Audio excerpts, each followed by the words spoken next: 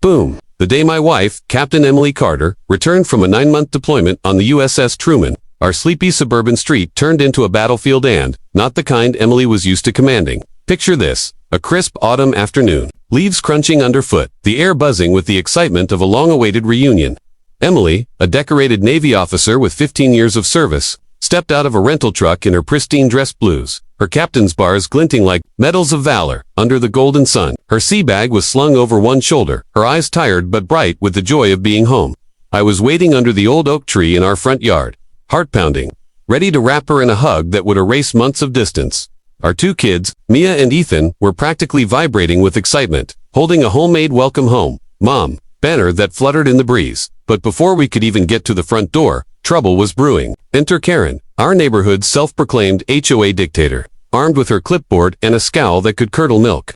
Karen had been a thorn in everyone's side since we moved into this cul-de-sac 2 years ago. From fining Mrs. Jenkins for her unapproved rose bushes to sending passive-aggressive emails about mailbox colors, Karen ruled with an iron fist and a neon visor. That day, she zeroed in on the rental truck Emily had used to haul her gear from the naval base. It was parked in our driveway, barely there for an hour. But to Karen, it was a war crime. You can't park that monstrosity here. Karen shrieked, storming across the street, her flip-flops slapping the pavement like tiny war drums. Her voice cut through the air, startling Mia, who dropped her corner of the banner. Neighbors peeked through curtains, sensing drama. I tried to wave Karen off, explaining that Emily had just returned from leading thousands of sailors at sea and needed a moment to breathe. But Karen wasn't interested in reason. This is an HOA violation.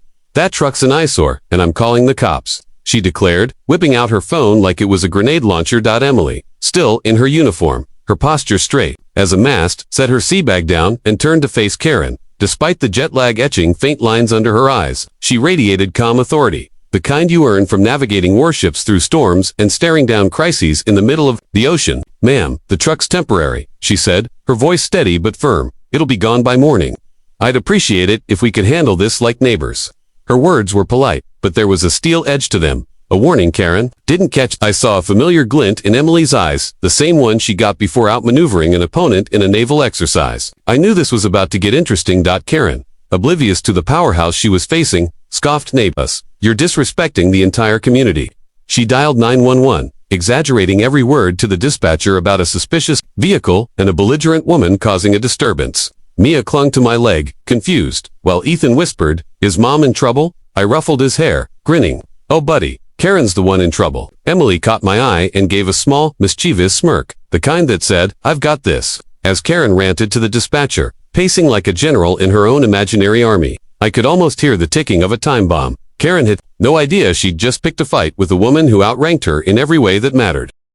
The police cruiser rolled up with a lazy flash of lights, and officers Daniels and Lopez stepped out, looking like they'd drawn the short straw on a tedious call. Karen, in her flip-flops and visor, launched into a theatrical tirade, her voice rising like a siren. "This woman is breaking every HOA rule in the book," she declared, jabbing her clipboard toward the rental truck as if it were a smuggler's van. "It's a disgrace to our community's aesthetic. She's disrespectful, and I demand you do something." Her eyes gleamed with the smug satisfaction of someone who thought she held all the cards. Neighbors peeked from porches, drawn by the spectacle, whispering about Karen's latest crusade. Mia clung to my leg, confused, while Ethan whispered, "Why is she so mad, Dad?" I patted his head, grinning. "Just watch, buddy." Emily stepped forward, her Navy uniform crisp, her posture radiating the authority of someone who'd commanded a warship through storms and high-stakes missions. The sun caught her captain's bars, making them shine like a challenge. "Captain Emily Carter, United States Navy," she said, her voice calm but carrying the weight of her rank. "I just returned from a 9-month deployment. Patrox, mine, temporary, and will be gone by morning." Her tone was polite but firm, the kind that could silence a room of rowdy sailors. Officer Daniels, a stocky man with a buzzcut and a no-nonsense demeanor, raised an eyebrow, clearly impressed. "Thank you for your service, ma'am," he said, his tone softening. Officer Lopez, younger and wiry, nodded, his eyes flicking to the truck with a look that said, "This is what we're here for." Karen's face flushed a shade redder than the non-approved roses she'd once fined a neighbor for. "She's lying," she sputtered, her voice cracking with indignation. "She's no captain. She's just some loudmouth breaking rules." The accusation hung in the air, bold and reckless. A few neighbors gasped, and I stifled a laugh, knowing Karen had just stepped into a minefield. Emily didn't flinch. She reached into her pocket, pulled out her military ID, and handed it to Daniels with the ease of someone passing a menu. Daniels inspected it, his eyebrows climbing higher, and passed it to Lopez, who let out a low whistle. "Checks out," Daniels said, handing it back with a respectful nod. "Captain Carter, we appreciate your service." Karen, undeterred and oblivious to the hole she was digging, doubled down. "I don't care who she claims to be. Rules are rules, and that truck is a violation." Her voice was shrill now, her clipboard shaking like a battle flag. The officers exchanged a glance, their patience visibly thinning. Emily, still calm as a still sea, tilted her head slightly, her eyes locking onto Karen's with a glint of amusement. "Actually, Karen," she said, her voice dropping to a tone that could cut through steel, "I outrank you in more ways than one. Did I mention I've been assigned as the new civilian liaison to the local police department?" The air seemed to freeze. Daniel's jaw dropped, and Lopez coughed to hide a grin. Karen's face went from tomato red to a shade I can only describe as volcanic. "You, what?" she stammered, her clipboard sagging. Emily's smile was polite but razor-sharp. "I start next week, working with these fine officers to bridge the community and law enforcement. So, maybe we can resolve this without wasting their time." Daniels nodded, clearly trying not to laugh. "Ma'am," he said to Karen, "this seems like a misunderstanding. The truck's no issue." Lopez added, "We've got real calls to handle." Karen's mouth opened and closed like a fish out of water, her authority crumbling in real time. The neighbors, now openly watching, started whispering, and I swear I saw old Mr. Thompson snap a photo of Karen's stunned expression for the neighborhood group chat. A week later, Karen was back, her HOA vendetta in overdrive. This time, she targeted our barn, a sturdy red structure in our backyard that Emily had transformed into a woodworking workshop. After years of commanding warships through heist missions, Emily found solace in crafting furniture tables, chairs, even a rocking horse for Mia. The barn was her sanctuary, filled with the scent of cedar and the hum of her tools. Karen, however, saw it as her next battlefield. She'd apparently decided the barn was an unauthorized structure and an eyesore that violated HOA bylaws she'd probably invented on the spot. On a quiet Saturday morning, while I was at work, Karen marched to our backyard, her flip-flop slapping the pavement like a war drum, and pounded on the barn door. "Open this door right now," Karen bellowed, her voice echoing across the neighborhood. Emily, inside, sanding a cedar table, paused her sander, the buzz fading into silence. Covered in sawdust, her hair tied back in a practical ponytail, she cracked the door open just enough to meet Karen's glare. "Karen, this is private property," Emily said, her tone calm but edged with the steel of someone who'd faced far worse than a clipboard-wielding busybody. "You're not coming in without a warrant or an invitation, and you're not getting either." Her words were measured, but the authority behind them was unmistakable. Honed from years of leading thousands at sea. Karen, undeterred, puffed up like a peacock. "This barn is an HOA violation. I have the right to inspect it for compliance," she declared, waving her clipboard as if it were a court order. Emily raised an eyebrow, brushing sawdust off her hands. "Karen, the barn's been here longer than you've been HOA president. It's grandfathered in. Check your own rules." But Karen wasn't interested in facts. Her face turned a shade of red that rivaled the barn's paint, and she whipped out her phone. "I'm calling the cops. You're hiding something illegal in there, I know it," she shrieked, dialing 911 with the fervor of someone reporting a bank heist. Neighbors, drawn by the commotion, gathered at the edge of our yard, sipping coffee and exchanging amused glances. Old Mr. Thompson, our resident gossip, was already typing in the neighborhood WhatsApp group, dubbing it Karen's Barngate. Officers Daniels and Lopez arrived, their cruiser pulling up with an air of weary familiarity. They'd barely stepped out before Karen launched into her accusations, claiming Emily was running some kind of shady operation in the barn.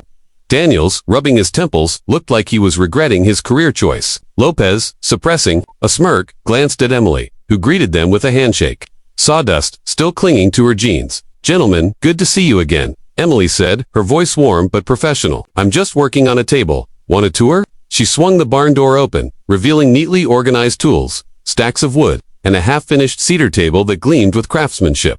The officers peeked inside, clearly impressed. "Looks like a hobby, not a crime scene," Lopez said, chuckling. Daniels turned to Karen. "Ma'am, there's no issue here. You need to stop calling us for this." Karen, her face now a volcanic shade, sputtered. "She's dangerous. You can't trust her." Lopez, barely hiding a grin, replied, "Ma'am, we know exactly who she is. You might want to check the news." The neighbors burst into muffled laughter, and Mr. Thompson's phone was practically smoking from typing. Karen's reign of HOA terror ended in a spectacular crash, like a ship hitting an iceberg she never saw coming. The moment Officer Lopez told her to check the news, Karen's confidence began to unravel, but she had no idea the full scope of her miscalculation. Unbeknownst to her, Emily's return had made waves beyond our cul-de-sac. The local paper, the Suburban Sentinel, had published a front-page story that morning. Navy hero takes police liaison role. The article detailed Emily's illustrious career, commanding thousands on the USS Truman, earning commendations for leadership under pressure, and now transitioning to a civilian role as the new liaison to the local police department. Her job, to bridge the community and law enforcement, advising on everything from public safety initiatives to community outreach. In short, Emily wasn't just a Navy captain. She was now a key figure in the very system Karen kept dragging into her petty disputes. As Lopez's words sank in, Karen's face morphed from volcanic red to a ghostly white, her clipboard trembling like a leaf in a storm. What do you mean?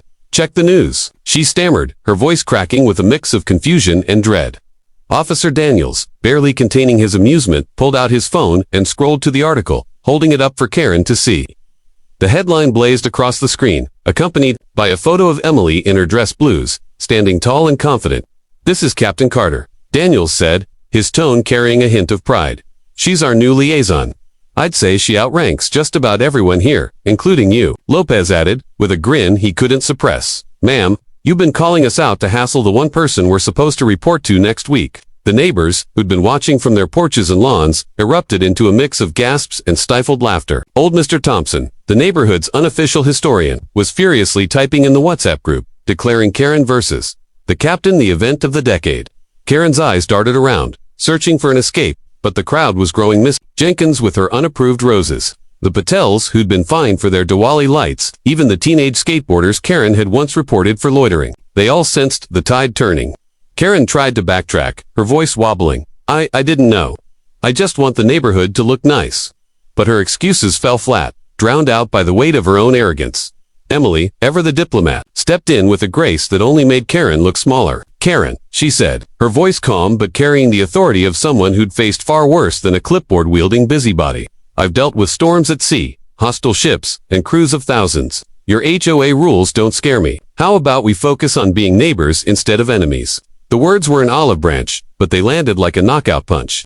The officers clapped, and Lopez snapped a quick photo of Karen's stunned expression, muttering, "This is going viral." The WhatsApp group exploded with memes. Karen's visor, photoshopped onto a sinking ship. Emily's Navy photo captioned, "The captain always wins." Karen, clutching her clipboard like a lifeline, slunk back to her house, her HOA empire crumbling in real time. Karen's reign of HOA terror didn't just end, it sank, like a ship with no lifeboats, and the neighborhood emerged stronger, united by Emily's quiet strength and a shared victory over petty tyranny. The fallout from Karen's showdown with Emily spread like wildfire. By the next morning, the neighborhood WhatsApp group was a virtual parade of memes and messages. From photoshopped images of Karen's neon visor on a sinking battleship to GIFs of Emily's Navy photo, captioned, "The captain always wins." Old Mr. Thompson, our resident gossip, declared it the great Karen takedown and printed out the Suburban Sentinel article to pin on the community bulletin board. Neighbors who'd lived in fear of Karen's clipboard, Mrs. Jenkins, with her unapproved roses, the Patels fined for their Diwali lights, even the skateboarder teens she'd reported for loitering, felt a collective sigh of relief. Emily's stand had cracked open the cage of Karen's HOA dictatorship.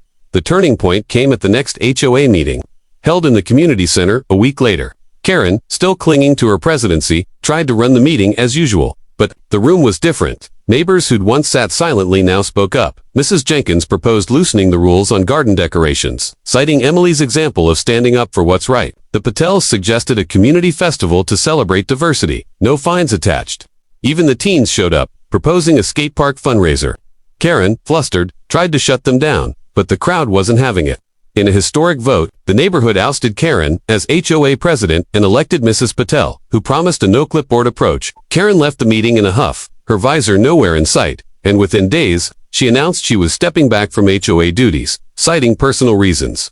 The WhatsApp group erupted with virtual high-fives. Emily, true to her Navy-honed leadership, didn't gloat. Instead, she turned the moment into an opportunity to bring the neighborhood together. She organized a backyard barbecue, inviting every neighbor of Karen, though we all knew she wouldn't show. The event was set for a sunny Saturday, and our backyard transformed into a festival of unity. Emily's handmade cedar table, polished to a warm glow, became the centerpiece for a potluck feast. Neighbors brought casseroles, samosas, and pies, while kids ran around with water balloons, their laughter echoing. Mia and Ethan proudly showed off their mom's woodworking tools in the barn, now a symbol of Karen's defeat. Even the skateboarder teens helped set up blasting music that somehow didn't annoy anyone. Officers Daniels and Lopez stopped by, off-duty, in jeans and t-shirts, each holding a beer and swapping stories with Emily like old friends. "You've got this town buzzing, Captain," Daniels said, clinking his bottle against hers. Lopez, grinning, added, "Karen's probably still checking the news, trying to figure out what hit her." The neighbors cheered, and someone raised a toast to Captain Carter, our neighborhood hero. Emily, blushing but beaming, waved it off. "I just want a place where we can all live without drama," she said, her voice carrying the same calm authority that had silenced Karen. The truck was gone the next day, as promised, and the barn stood proud, a testament to Emily's resilience. The neighborhood hasn't been the same since Mrs. Jenkins planted more roses. The Patels hosted their festival, and the skate park fundraiser is in full swing. Emily's back to her woodworking, crafting a rocking chair for our porch, and I'm just happy to have my hero home. Karen's been spotted walking her dog, head down, her clipboard nowhere in sight. The neighborhood feels lighter, like a ship, freed from stormy waters, so Karen, if you're watching, maybe think twice before challenging a Navy captain who commands both warships and community respect. Drop a like if you're Team Emily, and subscribe for more stories of real-life legends. Shutting down neighborhood nonsense.